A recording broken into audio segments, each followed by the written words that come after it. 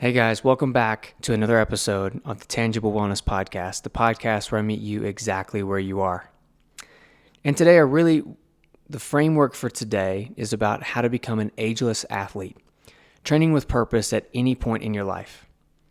I think a lot of us are stuck in today's society thinking that we are limited upon what we can do as we age.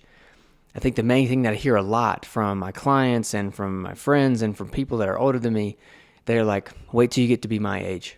Wait till you get to be in your 50s and 60s. You're limited or you're injured or you're this or you're that. And a lot of that is not due to the fact of age. It's due to behavior. It's due to a lack of recovering properly or training properly or going too intense when you know you shouldn't have. And a lot of these are due to choices. So I think, honestly, if we can train intentionally and we train with a purpose, then we can train however we want to as we age.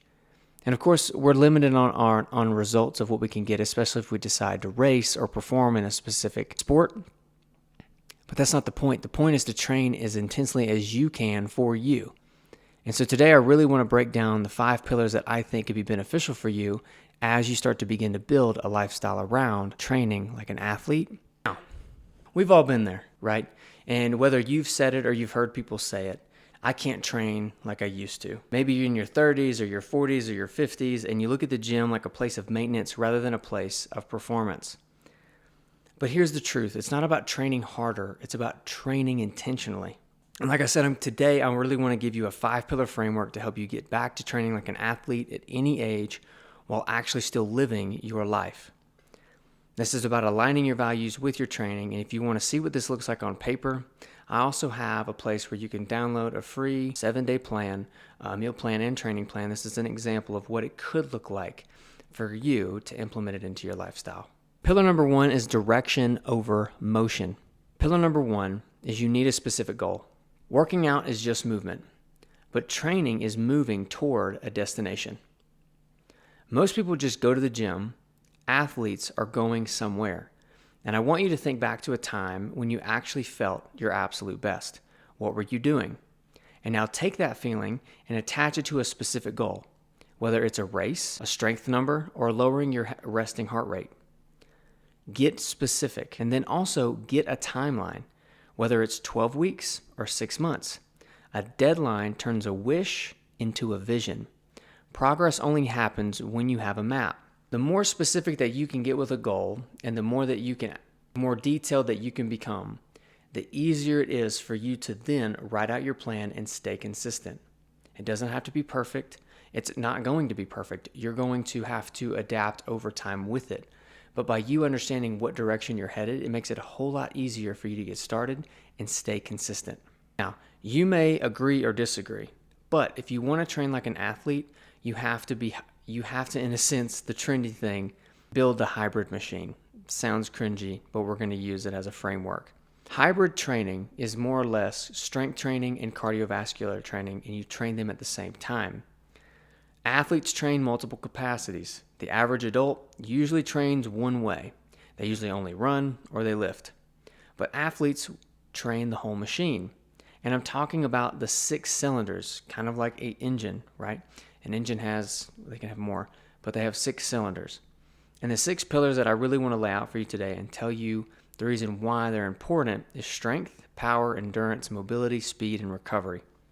Now, I know what you're thinking. Trenton, I have a full-time job. I have a family. I don't have time to train 3 hours a day. And I'm telling you, you don't need them.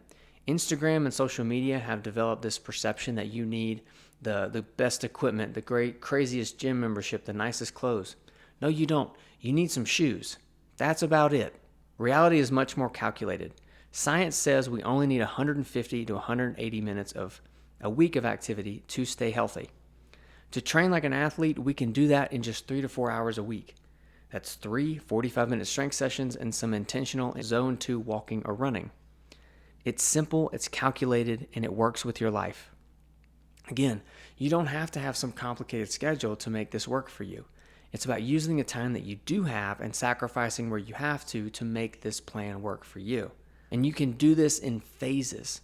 All right, so periodization is something else that athletes use. So you have 3 weeks of a build and then you have a 1-week deload. And I'll explain here in just a second. But periodization in our world today, everyone wants to push way too fast. We race every single workout, and that's why people get injured or burn out. I think that's where CrossFit is such an awesome modality of fitness, but I don't think that it's taught the correct way. Participating in things like CrossFit require you to go to a specific intensity, right? I think is great.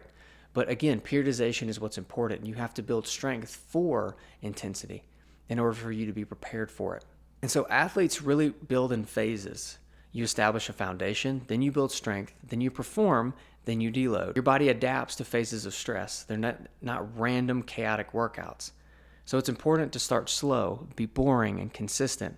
That's how you earn the right to go hard later. That is how you train like an athlete. You do it in periodization.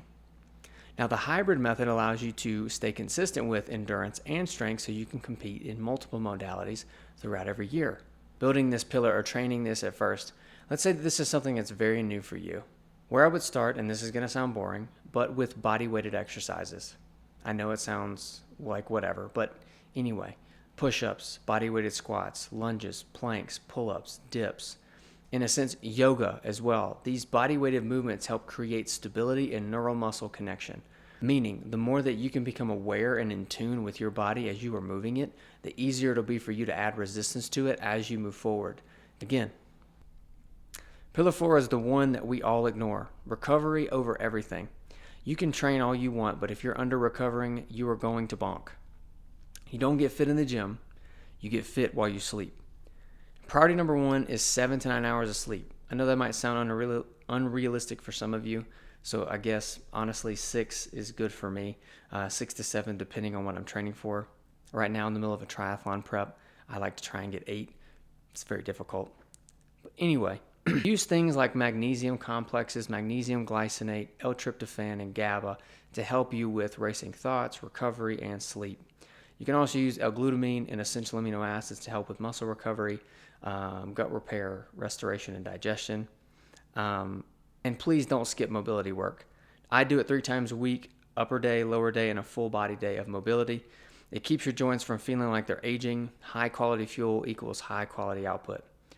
What you put in is what you get out. If you put in unhealthy food, unhealthy amounts of no mobility, no stretching, no none of that, you're going to get a negative output. In order for you to get the most results, you have to be intentional with the actions and the steps that you take. Number 5 is tracking and failing forward. In a sense, reframing your mindset around this type of lifestyle. Tracking and mindset is what gets measured. What gets measured gets improved. You don't need a fancy gadget, but you do need data. I use my watch, my Coros Pace 3, to track my heart rate zones, my paces, because for me, data is strategic. I'm not perfectionistic with it. I just look at it as a way to kind of understand where my body is, how fast I'm running, where is my heart rate, especially while I'm doing endurance-based stuff. For strength, fitness trackers don't really do you a whole lot of good, honestly. But the real secret to all of this is the mindset. You have to be okay with being uncomfortable. Something that I can share with you is like, for me, I'm uncomfortable with triathlons. I've been in the endurance space for the last 5 years. Before that, I was into CrossFit, strength training, bodybuilding, and I've been really focused on holistic nutrition and holistic living for the last 10 years of my life. And so this year, I really wanted to venture off into triathlons. And the other day, I got on a tri-bike. My buddy is letting me borrow right now. I got on a tri-bike for the first time. I've ridden bikes my whole life, but with the clips and how light the bike was, I literally fell over about 10 to 15 times just getting on the bike, not even riding it. I was super frustrated, and I realized something, that this is a new skill. Falling over doesn't make me less of an athlete. It just means I'm learning. Don't be afraid to be a beginner again. It's okay to be starting something new and be uncomfortable. That's kind of the fun. I think the fun of all of this is the journey. I posted a video about that a few weeks ago about, for me, training is about who I am becoming along the way, not the finish line, not the race. It's actually about what I learn along the way. And so as we wrap up today, remember this. It is better to be consistently good rather than occasionally great. A quote that Jeff Cunningham on the Bear Performance podcast, I heard that a couple years ago. I thought it was pure gold. So thanks, Jeff. Great quote. And so what this means is being consistently good rather than occasionally great meaning showing up a little bit each day rather than showing up occasionally and killing a workout, you're going to get way more out of that. And so if all you have is 20 minutes today to take a run or go for a walk or to do some form of exercise, then do it. Take the 20 minutes, take the 10 minutes, take 5 minutes right now. During this entire podcast, you could be doing something. Something is always better than nothing. So ask yourself this question: what am I willing to sacrifice to make this happen? Maybe it's 30 minutes of scrolling so you can get that sleep. It's not always easy, but it is simple. And start with the smallest piece of your goal this week. Go see how far you can run or find your max lifts. Push yourself in new ways. And so that's it. The Ageless Framework is the following. Number 1, direction over motion. Get specific with your goal. Identify what it is that you're trying to accomplish and how long you want to train for that specific thing. Number 2 is the hybrid modality. Train all facets of fitness: strength, endurance, mobility, recovery. Do this in phases. Give yourself time, build the foundation, train a little bit intensely, and then perform. Recover like your life depends on it, because it does. And number 5, track your progress and don't be afraid to be uncomfortable. This is your life. This is the only one that you get. Make it work for you.